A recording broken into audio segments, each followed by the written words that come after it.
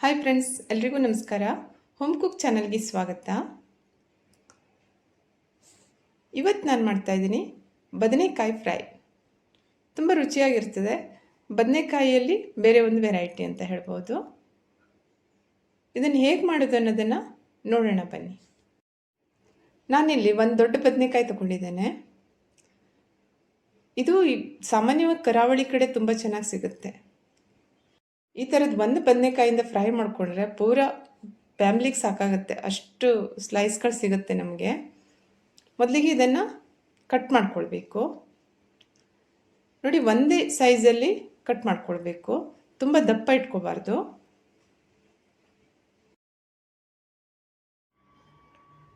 ನೋಡಿ, ಈ ರೀತಿ ಇವುಗಳನ್ನೆಲ್ಲ ಕಟ್ ಮಾಡ್ಕೊಂಡಿದ್ದಾಯಿತು. ಇದನ್ನೀಗ 10 ನಿಮಿಷ ನೀರಲ್ಲಿ ಮುಳುಗಿಸಿಡಬೇಕು. ನೀರಲ್ಲಿ ಮುಳುಗಿಸಿಡೋದ್ರಿಂದ ಇದು ಕಪ್ಪಾಗಲ್ಲ, ಇದರಲ್ಲಿರುವಂಥ ಚೊಗರಿರುತ್ತಲ್ಲ ಅದು ಹೋಗುತ್ತೆ.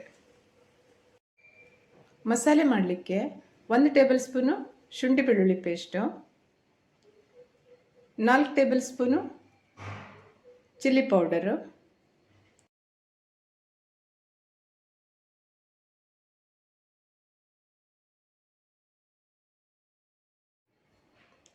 ಅರ್ಧ ಟೇಬಲ್ ಸ್ಪೂನ್ ಅರಿಶಿಣ,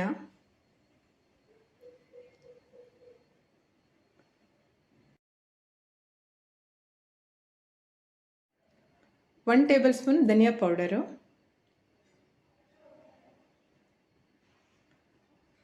ಅರ್ಧ ಟೇಬಲ್ ಸ್ಪೂನು ಹುರಿದಿರುವಂಥ ಜೀರಿಗೆ ಪೌಡರು, ಅರ್ಧ ಟೇಬಲ್ ಸ್ಪೂನು ಪುಡಿ ಇಂಗು, ಹಾಗೂ ರುಚಿಗೆ ತಕ್ಕಷ್ಟು ಉಪ್ಪು, ಅರ್ಧ ಕಪ್ಪಷ್ಟು ಹುಣಸೆ ಹಣ್ಣಿನ ರಸವನ್ನು ಈ ಮಸಾಲೆಗೆ ಹಾಕಿಬಿಟ್ಟು ಸರಿಯಾಗಿ ಮಿಕ್ಸ್ ಮಾಡಬೇಕು.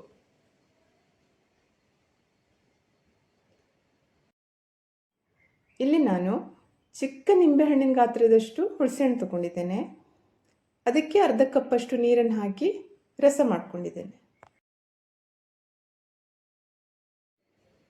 ಮಸಾಲೆ ರೆಡಿ ಆಯಿತು. ಈ ಬದನೆಕಾಯಿ ಸ್ಲೈಸನ್ನು ನೀರಲ್ಲಿ ಮುಳುಗಿಸಿಟ್ಟಿದ್ದೀವಲ್ಲ, ಅದನ್ನು ನೀರಿನಿಂದ ತೆಗೆದು ಬಿಡಬೇಕು. ನೋಡಿ, ಈ ಥರ ನೀರಿಂದ ಆರಿಸ್ಕೊಂಡಾಗಿದೆ. ಈಗ ಇದನ್ನು ಈ ಮಸಾಲೆಯಲ್ಲಿ ಮ್ಯಾರಿನೇಟ್ ಮಾಡೋಣ. ಸರಿಯಾಗಿ 2 ಕಡೆನೂ ಮಸಾಲೆಯನ್ನು ಹಚ್ಚಬೇಕು.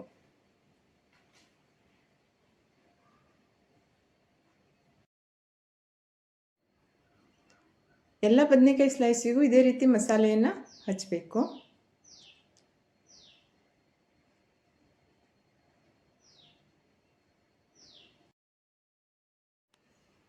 ನೋಡಿ, ಎಲ್ಲ ಸ್ಲೈಸಿಗೂ ಮಸಾಲೆಯನ್ನು ಹಚ್ಚಿದ್ದಾಗಿದೆ. ಈಗ ಇದನ್ನು 5 ನಿಮಿಷ ಹಾಗೆ ಬಿಡಬೇಕು.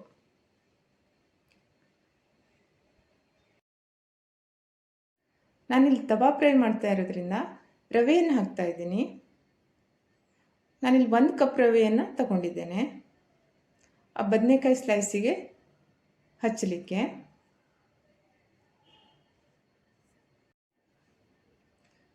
ನೋಡಿ, ಬದನೆಕಾಯಿ ಸ್ಲೈಸನ್ನು ತಗೊಂಡು ಈ ರೀತಿ ಸ್ವಲ್ಪ ರವೆ ಮೇಲೆ ಇಟ್ಟರೆ ಸಾಕು, ಅದು ಅಂಟ್ಕೊಂಡು ಬಿಡುತ್ತೆ.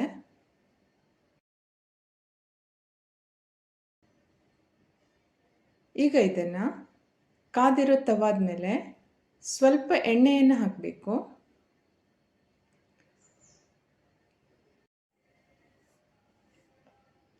ಎಣ್ಣೆಯನ್ನು ತವಾಗೆ ಸರಿಯಾಗಿ ಹಚ್ಕೋಬೇಕು. ಅದರಲ್ಲಿ ಬದನೆಕಾಯಿ ಸ್ಲೈಸನ್ನು ಇಡಬೇಕು.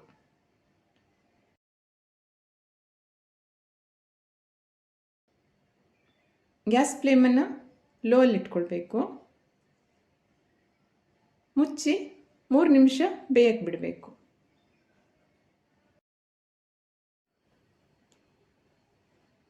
ನೋಡಿ, ಒಂದು ಸೈಡ್ ಇದು ಸರಿಯಾಗಿ ಬೆಂದಿದೆ.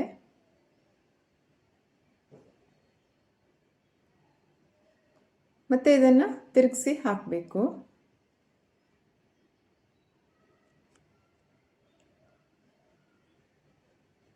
ಮತ್ತೆ 3 ನಿಮಿಷ ಮುಚ್ಚಿ ಬೇಯಕ್ಕೆ ಬಿಡಬೇಕು. ತವಾ ಫ್ರೈ ಮಾಡುವಾಗ ಯಾವಾಗಲೂ ಗ್ಯಾಸ್ ಫ್ಲೇಮನ್ನು ಲೋಲ್ಲಿ ಇಟ್ಕೊಳ್ಬೇಕು. ನಿಧಾನಕ್ಕೆ ಸರಿಯಾಗಿ ಬೇಯುತ್ತೆ. ಫ್ಲೇಮನ್ನು ಹೈಯಲ್ಲಿ ಇಟ್ಕೊಂಡ್ರೆ ಅದು ಹೊರಗಡೆ ಬೇಗ ಕತ್ತು ಹೋಗಿಬಿಡುತ್ತೆ, ಒಳಗಡೆ ಬೇಯೋದಿಲ್ಲ. ನೋಡಿ ಈ ರೀತಿ ಮತ್ತೆ ಇದನ್ನು ಫ್ಲಿಪ್ ಮಾಡಿ ಬೇಯಿಸ್ತಾ ಇದ್ದೀನಿ. ರವೆ ಹಾಕಿರೋದ್ರಿಂದ ಬಿಸಿ ಬಿಸಿಯಾಗಿರುವಾಗ ತುಂಬ ಗರಿಗರಿಯಾಗಿರುತ್ತೆ, ತಣ್ಣಾದಮೇಲೆ ಇದು ಸಾಫ್ಟ್ ಆಗಿಬಿಡ್ತದೆ. ಹಾಗಾಗಿ ಇದನ್ನು ಬಿಸಿ ಇರುವಾಗಲೇ ತಿನ್ನೋಕ್ಕೆ ತುಂಬ ರುಚಿಯಾಗಿರ್ತದೆ. ಊಟದ ಜೊತೆ ಇದು ಚೆನ್ನಾಗಿರ್ತದೆ.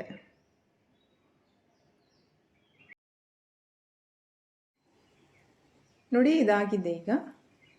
ಈಗ ಇದನ್ನು ತವಾದಿಂದ ತೆಗೆದುಬಿಡ್ತೀನಿ.